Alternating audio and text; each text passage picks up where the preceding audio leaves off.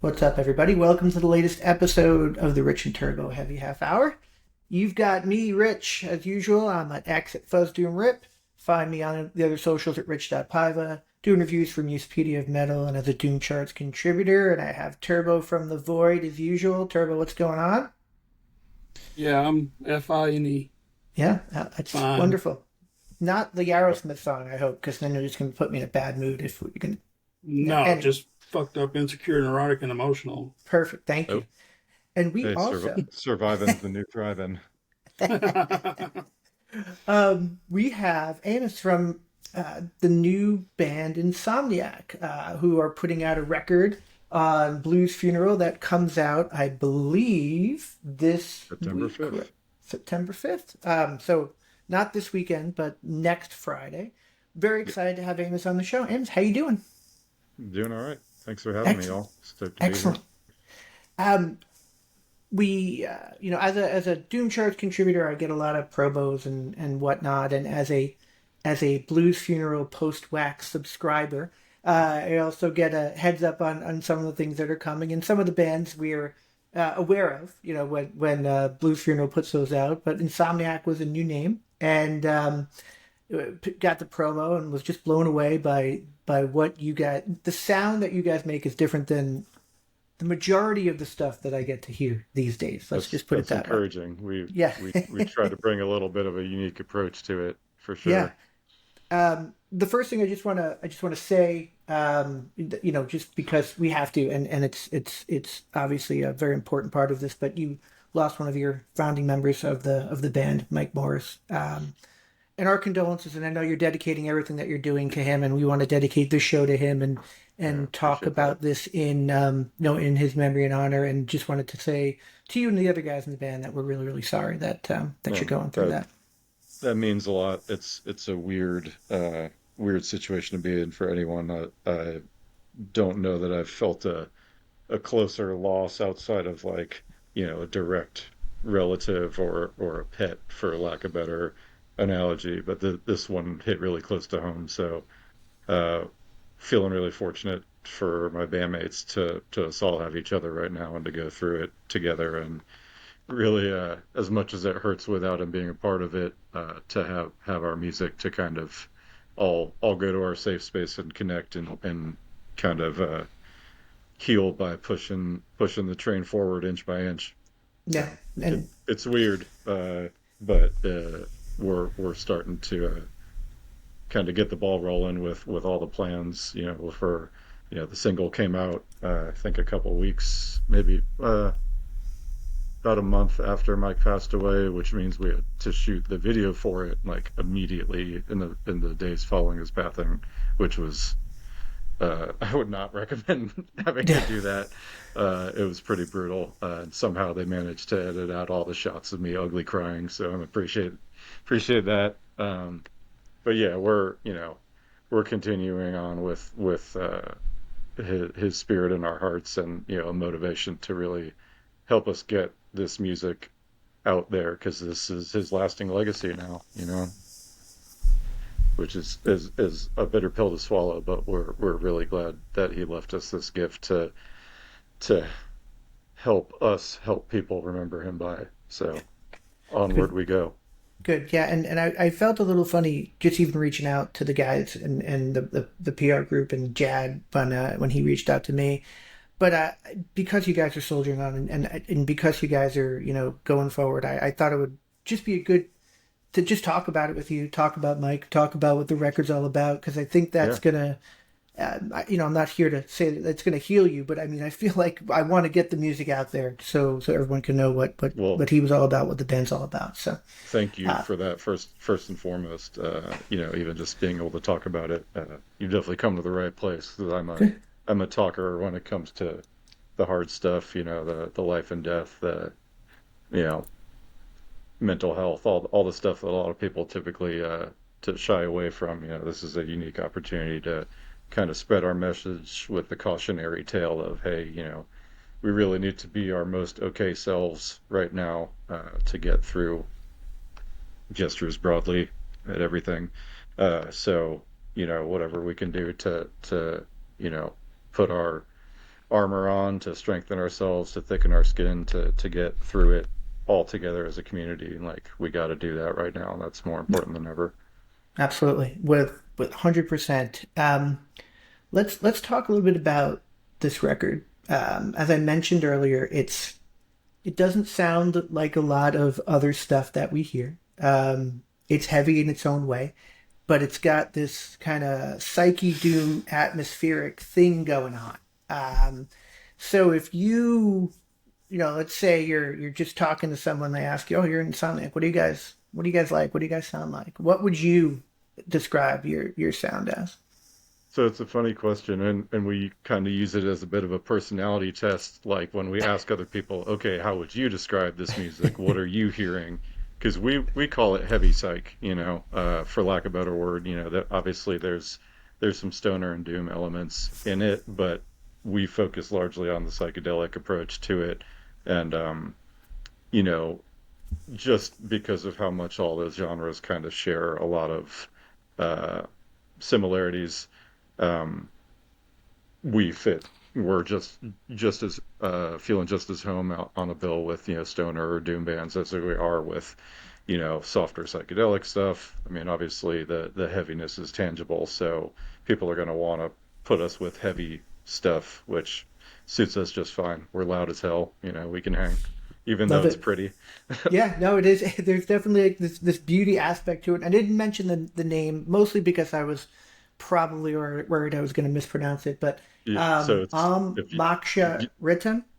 it's Moksha Ritam. Almost. I almost got it. Yeah. Almost got it. All right. And Cool. and another interpretive thing, it basically is whatever you think it is, but uh, it should be pretty obvious from the music that this is a pretty serious vehicle of spirituality for us all. This is kind of our main doorway to connect to the universe through.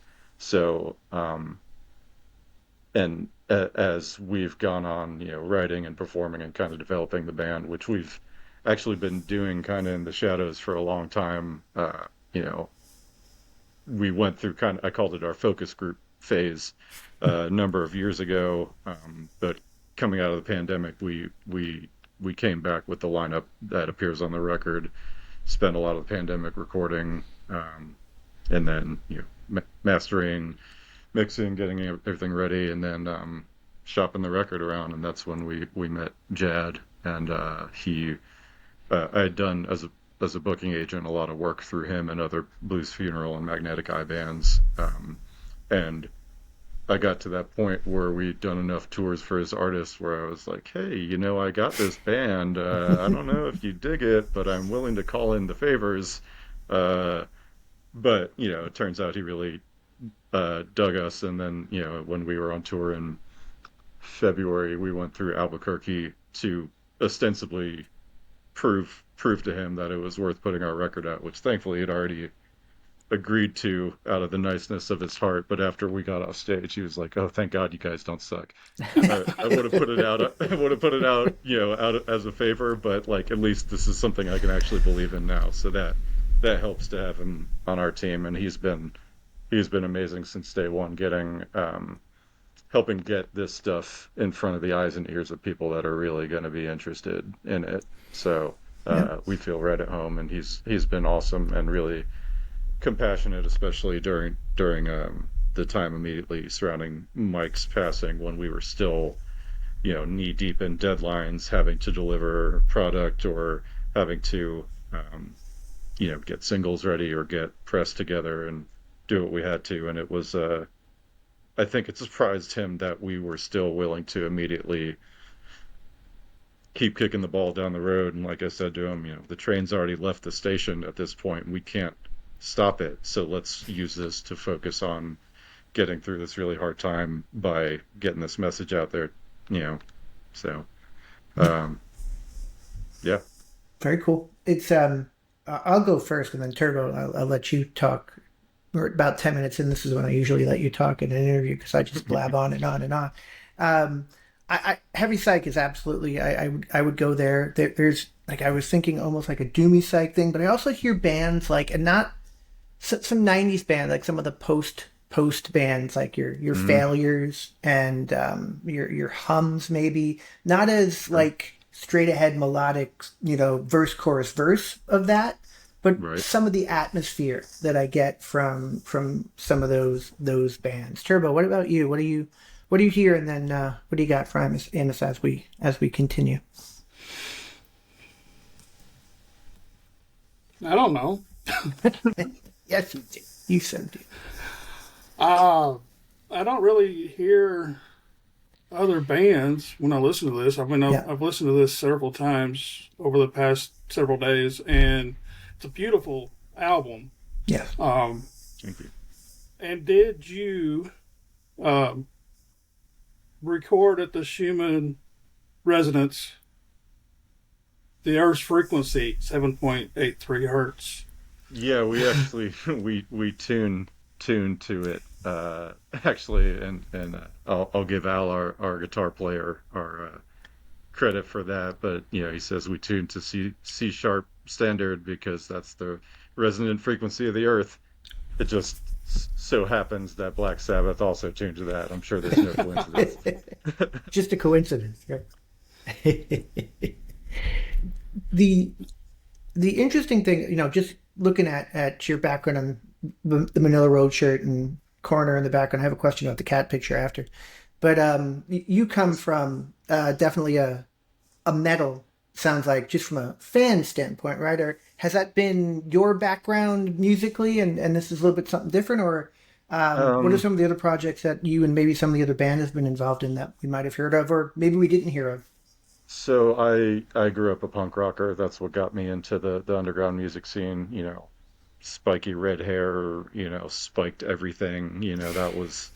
That was me through about teenage through like 22, 23, and eventually uh, playing punk didn't do for me what it used to, and I kind of went off in search of more technically interesting music for me to play behind the kit, and that immediately led me to stuff like Iron Maiden's first few albums, which is that perfect cross of like punk rock energy, but like heavy metal chops. And there was like some transitional stuff, some Mastodon, some Children of Bodom stuff, just that in the name of learning to play more intricate and technical drumming stuff led me more to, down that punk to extreme metal pipeline that's so popular, and vice versa.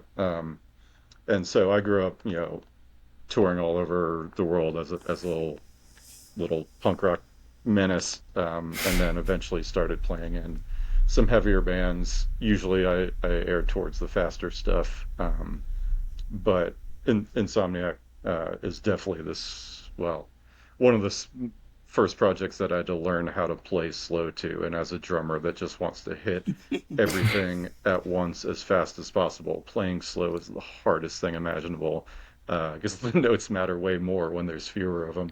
Um, so, this has kind of been my first foray into the slower tempo stuff. Although I did play for a couple of years in a funeral doom band that was just painfully slow. It was Boom. almost like a joke. It was so slow. Uh, but yeah, the others, Alex, our guitar player, has a background in, he played in a Nashville psych band called Clorange, that had a record out, and they were pretty cool.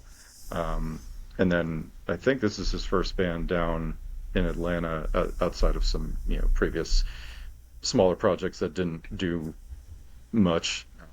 Our singer and now second guitar player Van, he played forever in the Buzzards of Fuzz, which was Atlanta's only desert rock band. Um, and they're kind of in and out of hiatus, but they put out a really beautiful record a couple of years ago that's worth checking out. Less stoner, less doom, but definitely that desert rock style vibes. So he was the last one to join on vocals, and his approach vocally really help stoke some of those grunge, those post comparisons because of the vocal style he brings, and especially with the vocal harmonies him and I do. We get a lot of Lane Staley, Jerry Cantrell comparisons just because of the way we sing together. Um, so Mike and Juan had been bandmates since like 1995. They've been Oh, playing together in forever.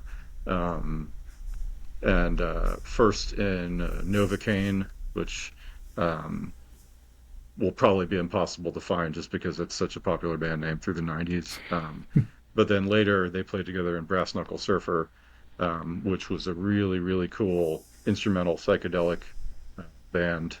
And actually, what led me and Alex, when we were forming the band, to reach out to Mike because we were doing that. All right, we've written enough cool songs. We need other people to jam with to really flesh them out. And you go through the friends list, on Facebook, you go through your phone and you're like, all right, in too many bands, doesn't have their stuff together, has terrible gear, bad attitude, whatever. And then get to Mike and I'm like, oh, this actually could work. Has good gear, not in too many bands, plays a really cool psychedelic style. And then we approached him about it, and he said, uh, the immortal words is, as long as I can play my psychedelic style, I'm happy. And that's exactly what we asked him to do. And then probably a couple years in, we made a lineup change and shifted basis, and Juan came in, and that's been the fivesome until Mike decided to get off the bus. So here we are as the foursome. It's pretty pretty nice to have this group of people for sure. Mike actually, you mentioned previous bands. He wound up playing bass for Zoroaster for their last few tours before I think they ultimately split. But he replaced Brent on bass after Brent left to go mess with Order of the Owl. So, okay, cool. So kind of a wide variety of experiences and bands that you were playing in, and just because Turbo knows I'm going to ask, um, if you had to call out your the one punk record that if you had to call one punk record from the time that you came up, what would it be? Because it's amazing how many bands that we talk to in the stoner, doom, psych, whatever we talk to, who've come up in the punk and hardcore space, and that's where kind of my wheelhouse from back in the day too. So I always have to ask. So do you have a favorite that you would say that's the go-to record? favorite. So I'm a Bad Religion guy. They were that first band for me, in sixth grade. Some eighth grader on the bus had a cassette, not to date myself, but of the new album that came out, Stranger Than Fiction, and which is hilarious because that's like 31 years old now.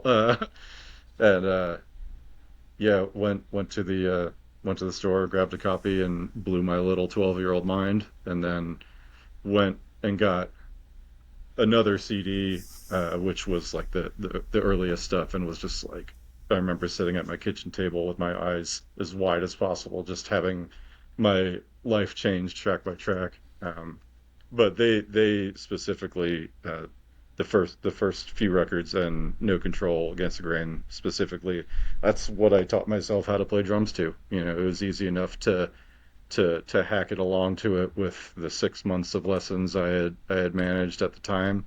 But after I got those records, I was off. I was learning everything I could on my own, and playing louder, faster, harder. So Excellent. I might go there. I might say Stranger Than Fiction. The only difference is that I was in my freshman dorm room in college when I first heard Stranger Than Fiction, and you were on your school bus in somewhere between sixth and eighth grade. So that'll give you a little bit of an idea of where I'm coming from there. But I do love Bad Religion. Generally, discography wise, was probably my favorite punk band.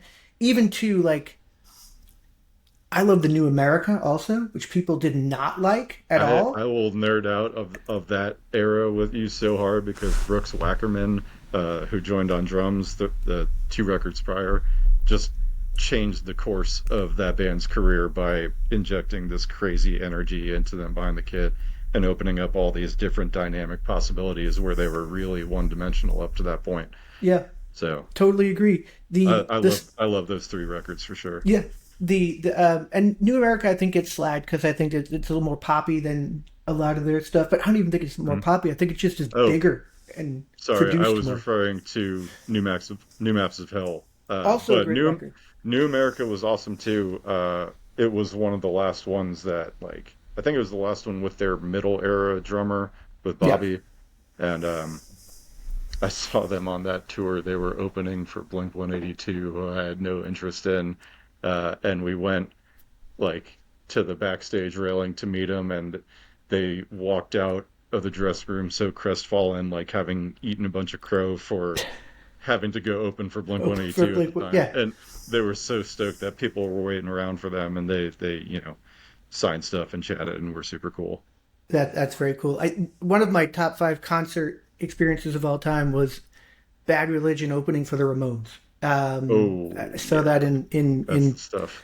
when I was in college, and it was it was late era Ramones, but like it was the Ramones. So Yeah, and Bad Religion I love opening that for later them. So stuff.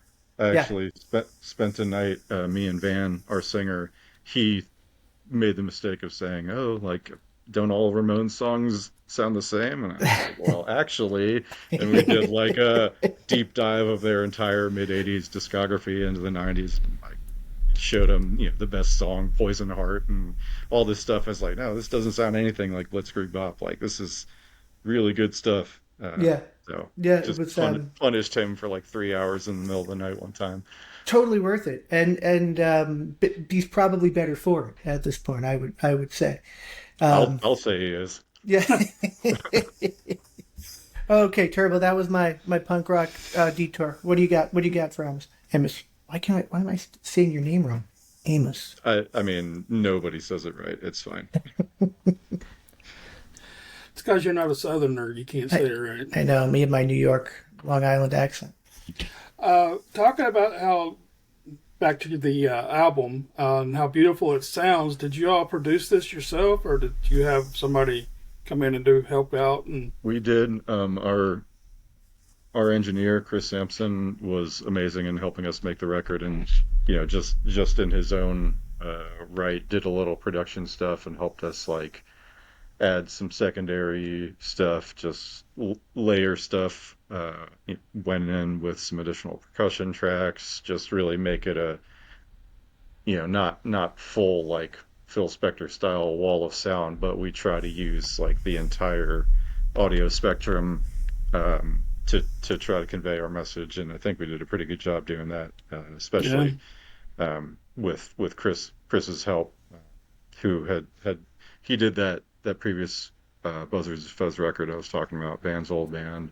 He also worked with B-52s and a couple of other um, well-known folks around. I want to say maybe James Hall too, but I can't honestly remember. That might be wrong. Where's Van when I need him? He knows about Chris's uh, engineering and production background. He was great. He actually shot both of our videos as well, so he's like an unofficial member of the band at this point. He's helped us out so much. Very that cool. was Yeah, yeah the videos. Well, the Awakening one is a very moving, beautifully shot video. That was enjoyable. The Mountain. I was wondering if you were going to follow a theme for the album Y- with.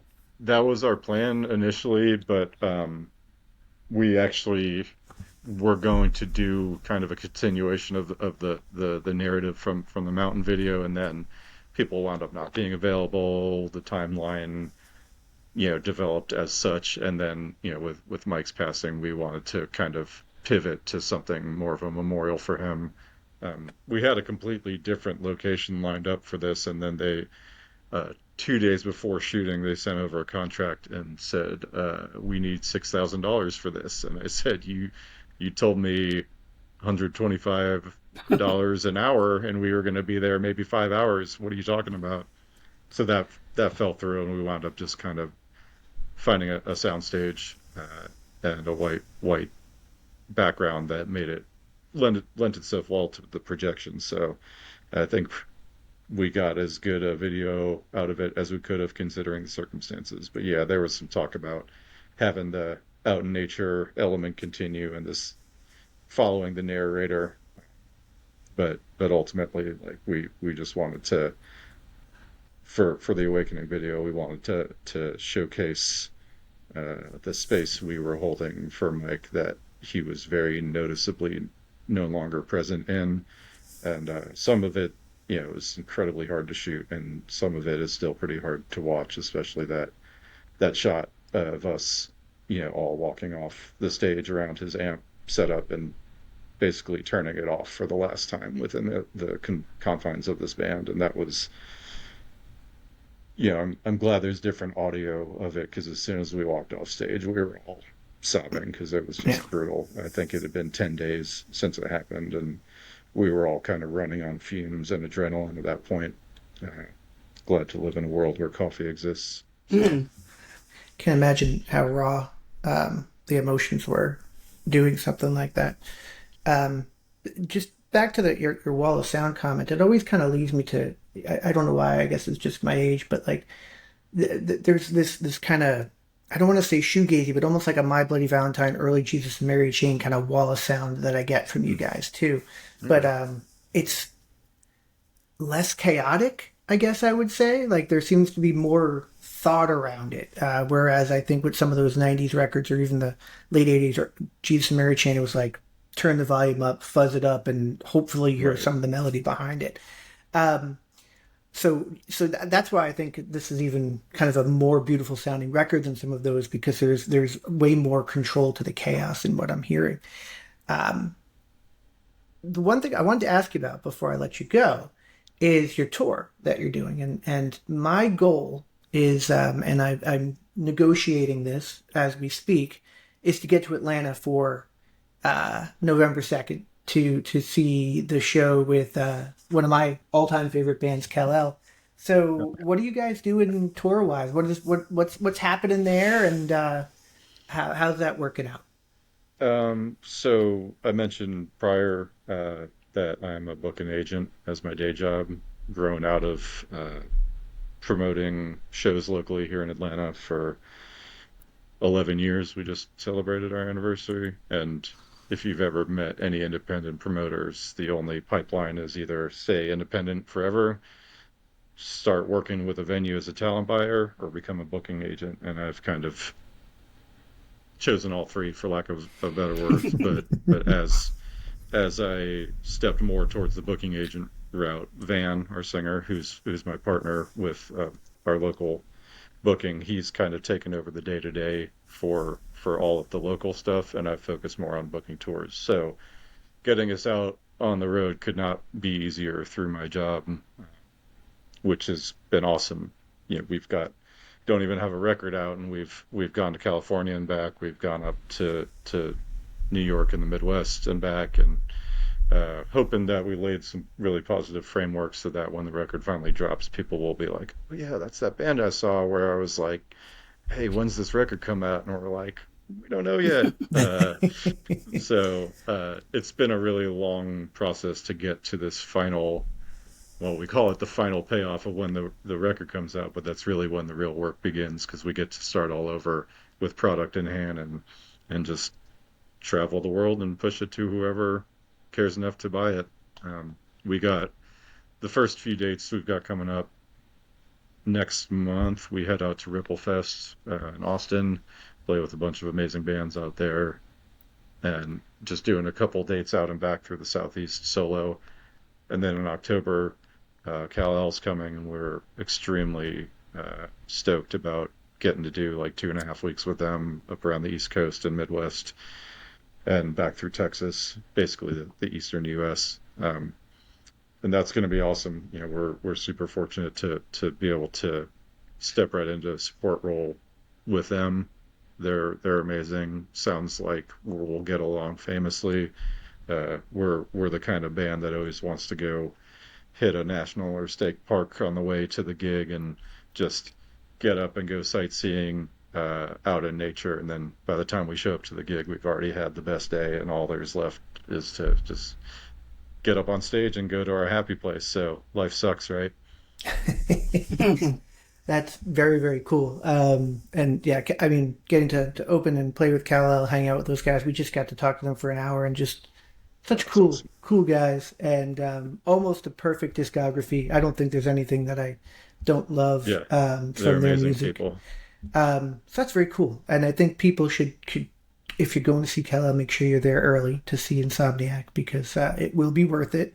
Um, the kitty behind your shoulder. Tell me about that kitty picture back there. Yes, it's So wonderful. that's Lil Bub. Do you remember Lil Bub, the internet sensation, has Ah. the tongue out and everything. Yes, love it. Little bit of a spirit animal. Uh, a friend of mine in another band wound up through coincidence wound up working with Little Bub because they had already been working with their owner before they got the cat. And then all of a sudden, this cat becomes internet famous and is playing conventions and putting out records with Andrew WK mixed by Steve Albini and all this crazy stuff. And just through being friends with my buddy and already being a Lil Bub fan, I got just heaps of exclusive merch and VIP club fan club stuff uh, piled on me, and it's been awesome. We That's love Lil awesome. Bub. Yeah, we're in the market for a cat, so maybe we can find me some little bum money with whatever cat that we wind up bringing home. Um, nah, I just want a cat again. Very, very cool. And then just from a spiritual aspect, there's I don't know if you know of the band Dead Shrine or Lamp of the Universe, Craig Williamson from New Zealand, and Dead Shrine is more of like the heavy kind of stoner stuff, but he has a band called Lamp of the Universe, which is all about spiritual and kind of MIDI sounds and just all about like almost like meditation, but it's still like this heavy, cool stuff, which I think goes perfectly with what you guys are doing. So if you haven't heard Lamp of the Universe, totally worth your time.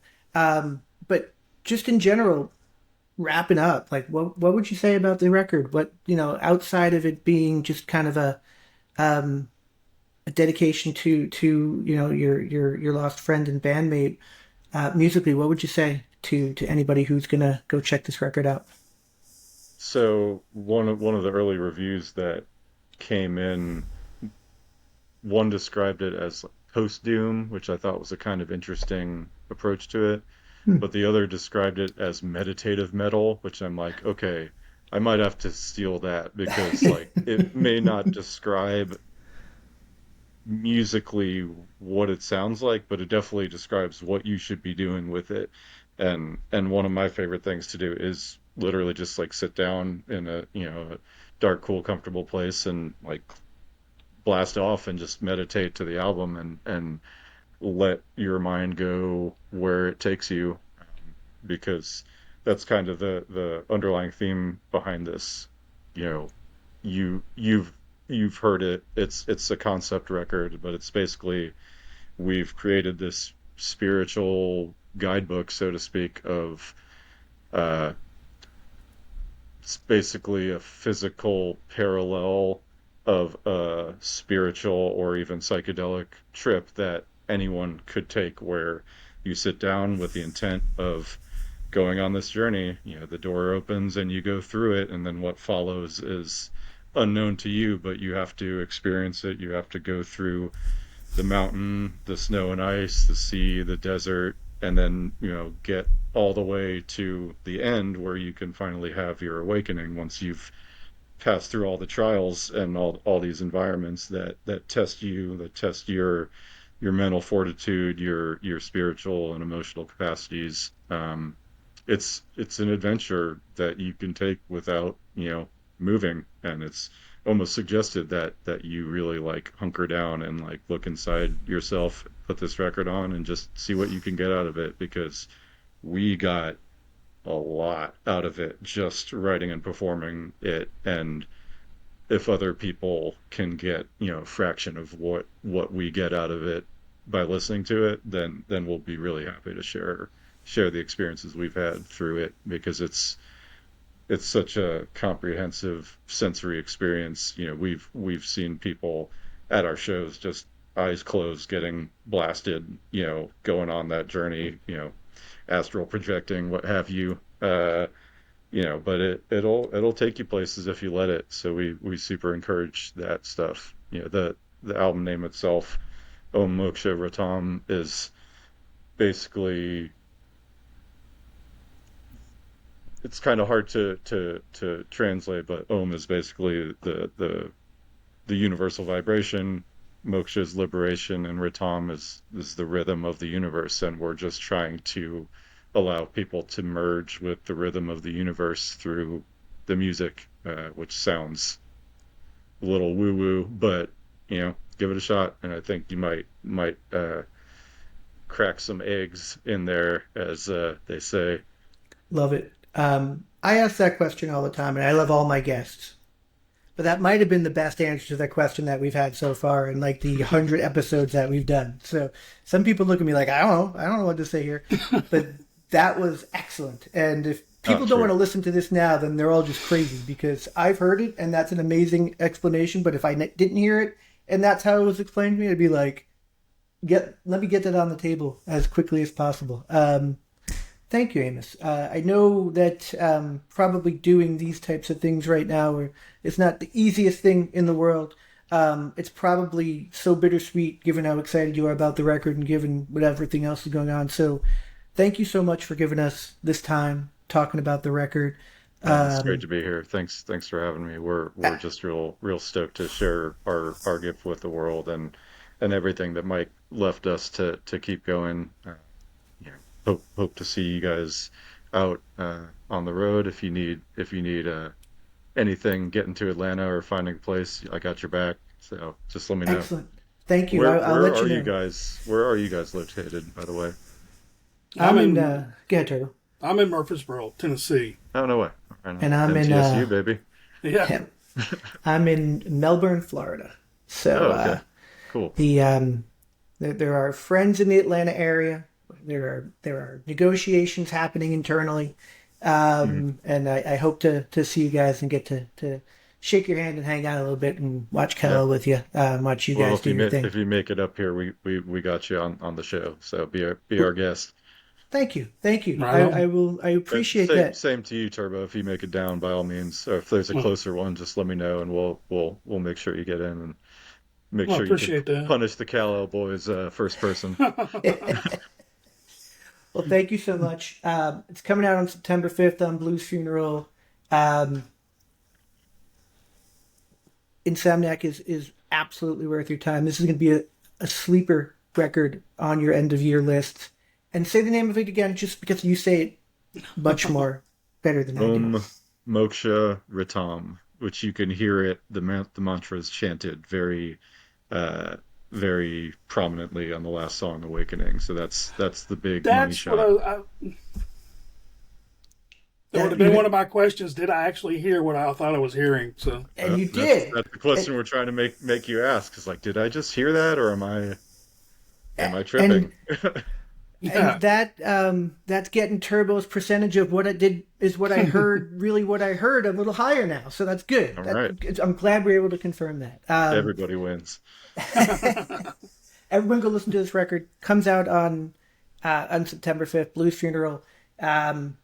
If you're lucky enough to have the post wax, I'm sure something cool is going to come of that. But go listen, go see these guys. Thank you, Amos. Thank you, Insomniac. Tell the guys we said hello, and we'll talk soon. Thanks so much. Cheers, y'all.